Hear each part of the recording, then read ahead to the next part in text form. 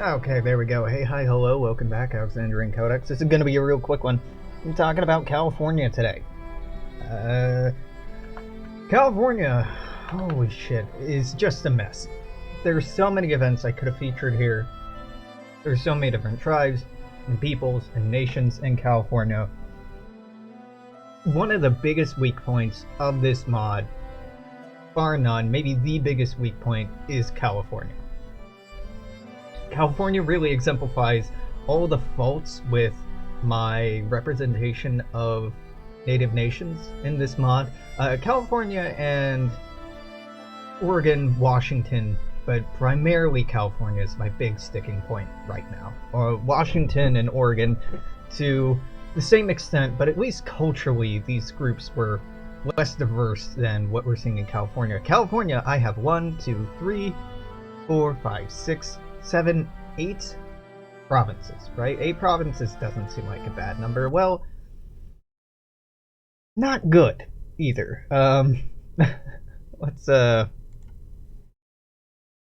this open. California native, yeah, language map.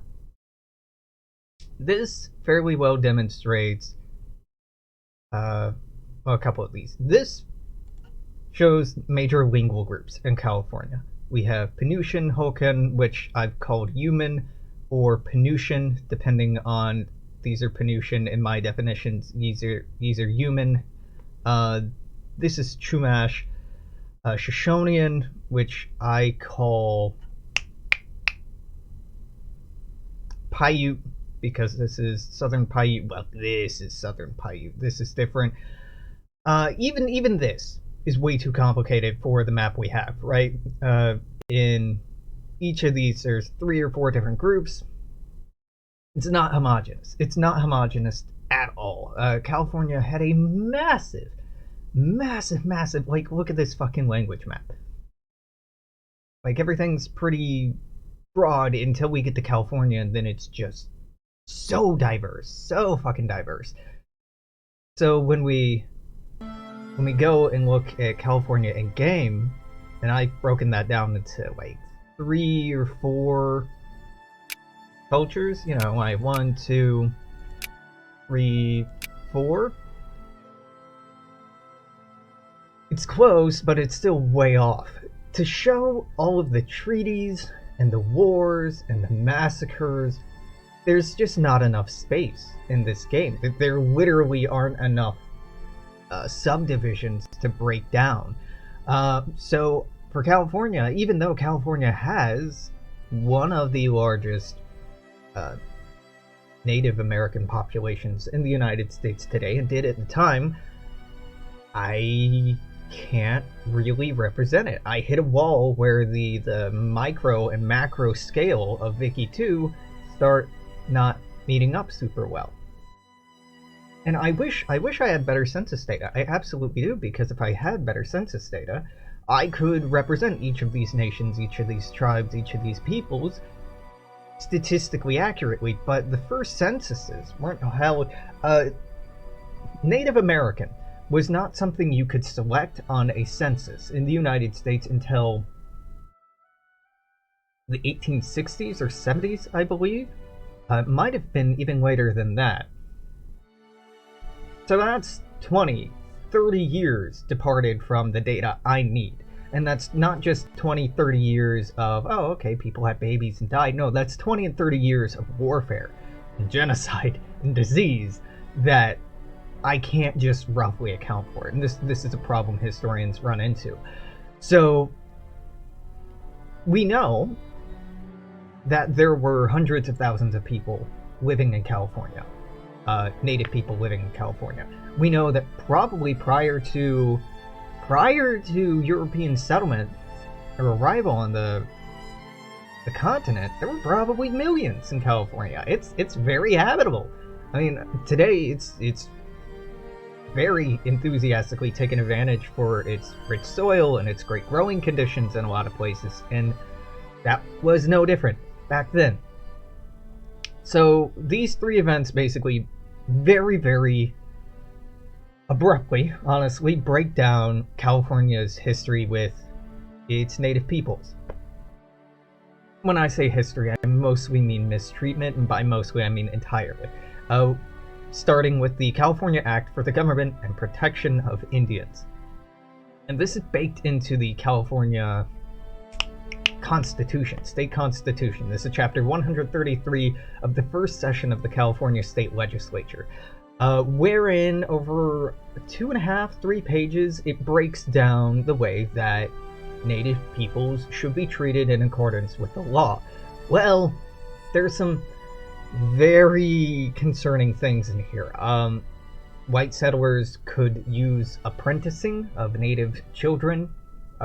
Essentially, it was legal to... Okay, it was a legally gray area to kidnap a Native child and then apprentice them in a skill, using them for forced labor until they became an adult. Disturbingly, the age of majority for Native men was 18. The age of majority for Native women was 15. This is in the Constitution of California. And I don't want to be calling out California too hard here. I mean, I do, but not particularly California. They were not, like, especially emblematic of being this bad. These policies were enacted by almost every state in the United States. Almost every single fucking one. So that's pretty bad, right? Being able to enslave them and also saying that they're adult at 15, but you know, whatever. Then there was a section talking about vagrants. Well, it didn't just point out vagrants, as in people who didn't have a home. It also mentioned any Native American who was found purchasing liquor, who is found in a place of essentially ill repute, which could mean bar, it could mean liquor, it could mean liquor store, it could mean a bad part of town, it could mean somewhere around a brothel or in a brothel. If they were found in that area and reported by any citizen, they would be brought to court and they would have to pay a fine. If they couldn't pay that fine, they would then be imprisoned and their labor would be auctioned off for a period of no less than 4 years. Slavery. It was slavery. It was straight up slavery in a free state. By 1860, by the time this was amended, between 24,000 and 27,000 documented Native people would be taken as forced labor, and this the amendment would not be repealed in its entirety until 1937.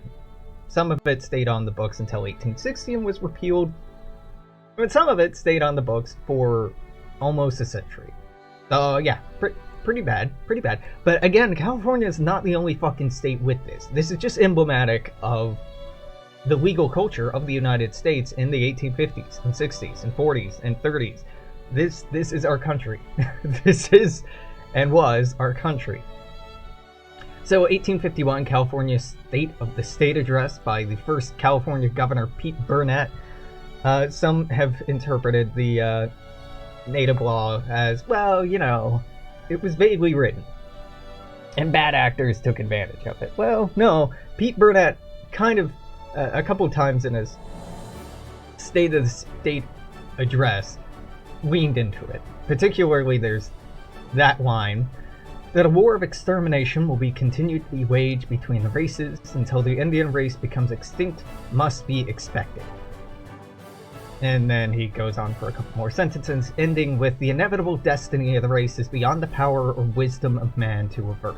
He says it's a painful reality or something fucking stupid like that. But Burnett and his administration and the following administrations would fund militias whose intentions were to hunt down and kill individual bands or tribes or nations, to enslave them, to kidnap, to push them off of land shamelessly. There were bounties on different cultural groups or native groups. The warfare in the California Indian Wars is entirely asymmetric. There's a list on Wikipedia of a few of the massacres. I say a few, it's like a list of 30 something? when in total there were at least 370 separate massacres. A massacre, by definition here, meaning the deaths of more than 5 or more people. That was a fun list to read through. I was originally thinking, okay, well, any of these that have, I don't know, over 100 deaths, I should put in the game. But then that was like 6 fucking events, and mechanically, they're just... Like I mentioned before, I don't want to spam the players with, hey, massacre, hey, another massacre, hey, you feeling bad about this yet? Like, I want it to be educational, and maybe like a somber reminder, or a disturbing reminder of history. I don't want it to be bashing you over the fucking head with it, and it's already walking that line pretty wobbly. I know. So I opted instead to just use very all-encompassing events like these. Now, you can repeal the Chapter 133 immediately. You can say that Burnett is wrong. If you do either of those things, or both of those things, I can't remember how I coded it, you can avoid the California Genocide event. The California Genocide fires in 1874, at the end of the California Indian Wars. But yeah, I'll read this. Between 1849 and 1870, following the U.S. occupation of California in 1846, it's conservatively estimated that no fewer than 9,492 native Californians were killed by Americans. Less conservative estimates range from 16,000 to 100,000 dead. Most of these deaths took place in more than 370 separate massacres. Accompanying these massacres were acts of enslavement, kidnapping, rape, child separation, and displacement. These acts were widespread, often encouraged or carried out by state authorities and militias. In 2019, California Governor Gavin Newsom would officially apologize for the genocide. Yeah, and this just massively depopulates California, and this depopulates California, and this depopulates California. The scale of death that we're talking about here is incredible. And we don't hear so much about the California genocides as we do the Sioux Wars, or the Apache Wars, or even the Comanche, or God, like the Snake War, or in any of these West and Midwest. We don't hear so much about what happened on the Pacific, because my imagining is the reason is these were not homogenous groups. There were a lot of people, but they were not alliances that had been exposed to Western expansionism. The Three Fires Confederacy has a history going back hundreds of years. Originally, it was formed against Iroquois expansion, then it stood against American expansion, and got the war where we took Ohio in like 1787. Yeah, very, very prolonged contact with the United States and our flavor of imperialism. Same thing with the Sioux and the Comanche, and the Apache. The Comanche and Apache have been warring with Mexico for nigh on like the 1700s at least. They had been at war with Mexico and Spain before them.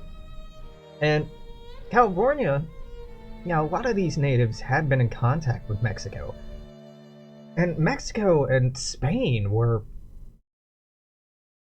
rampantly inhumane in their treatment of natives, but it wasn't on the scale that Americans exhibited. It wasn't, and that's like the basis for the legalization of slave labor of natives in California owes a lot to its heritage as a Mexican state.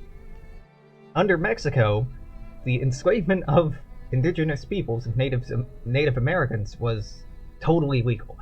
And that's not something that HPM models very well. That's not something that Victoria 2 models very well. Victoria 2 has the fucking gall, and HPM does as well, to say that all Mesoamerican or Native American groups are accepted cultures in Mexico. They abso-fucking-lutely weren't. They still aren't really today. A few are today, but not all of them.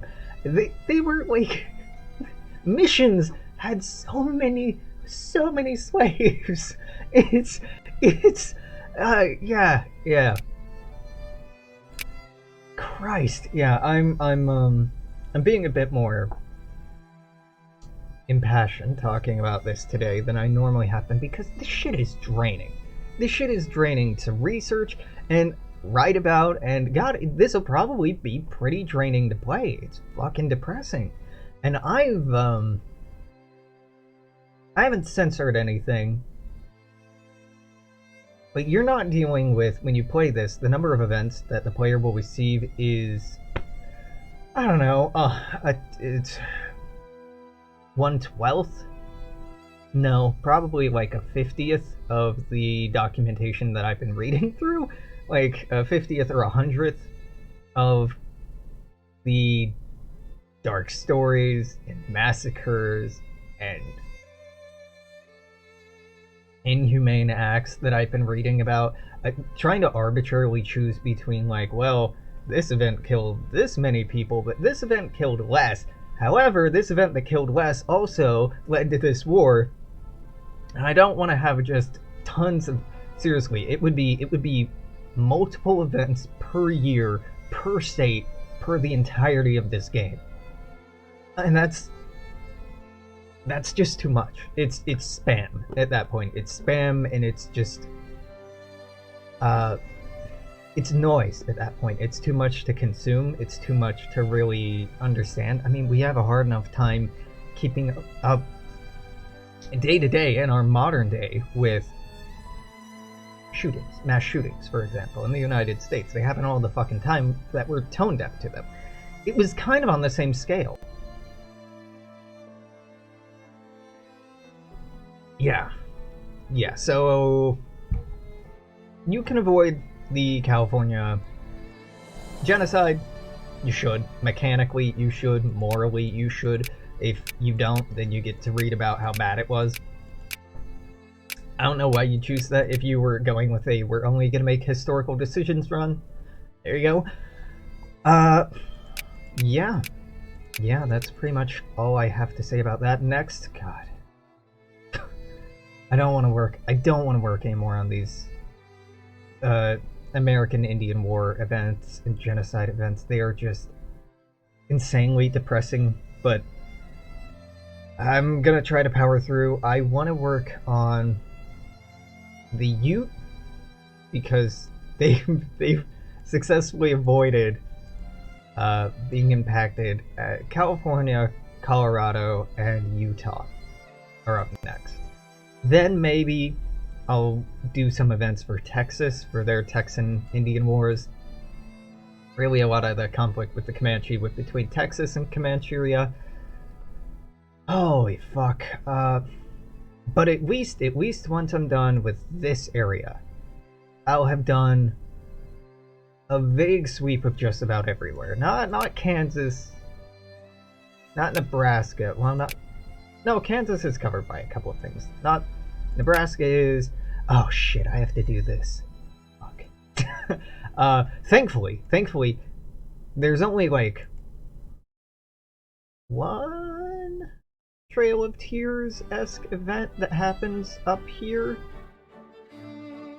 that I remember. I'm gonna have to double check that, but hopefully I only have like, say like 2 to 4 in here, 1 to 2 in here, so 3 to 9 more events to go. Yep. Oh. This sucks. I haven't done a lot of work. Seriously, I haven't. Like, let's see. From 6:10 is where I stopped before recording this. I've only written like 133 lines of code in here.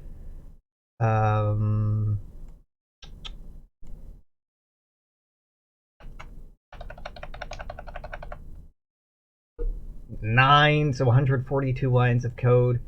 I don't think I've changed anything else. That's nothing. That's really nothing. But holy shit, the burnout is real. Well, and I've also made 4 images, but those take like a minute each. The burnout's real, and it sucks because by length of code, I have not done much today, but emotional weight of what I've had to dig through today. I mean, rather than just talking about this, let's get out of here.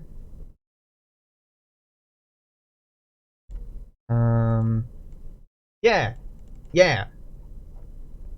Reading about all of these different massacres, reading about these different wars. it's a fucking lot. So I'm gonna wrap this up. I'll probably post something when I finish up the Great Basin conflict, and there's a couple other conflicts that I want to put in because of their names, like the Black Hawk War. They're quite famous, even if they're not on the same scale what we're talking about. God, I'm looking forward to the light at the end of the tunnel when I finally finish with these "Are we the baddies?" style events. Short version is yes, we are the baddies. we were the baddies and sometimes still are. Often still are. Then I can move on to events talking about the influx of liberals from Europe to major cities in the US. That sounds nice. That sounds really nice. I'm looking forward to that. And then I'm looking forward to writing about the labor movement in the United States and adding events about that because that's cool shit. And I'm excited about putting that out there, educating folks about like why we have Mayday and things like that. Now a lot of it's pretty common sense, like some shit in Chicago, but adding some more depth to that and making it more of a lived history, that I'm excited about. I am, in theory, excited about exposing people to the horrific history we have with every fucking native tribe in this country and our rampant history of genocide. But it's not uplifting stuff. So until later, I'm gonna say toodaloo, take care. I will see you then. Bye bye.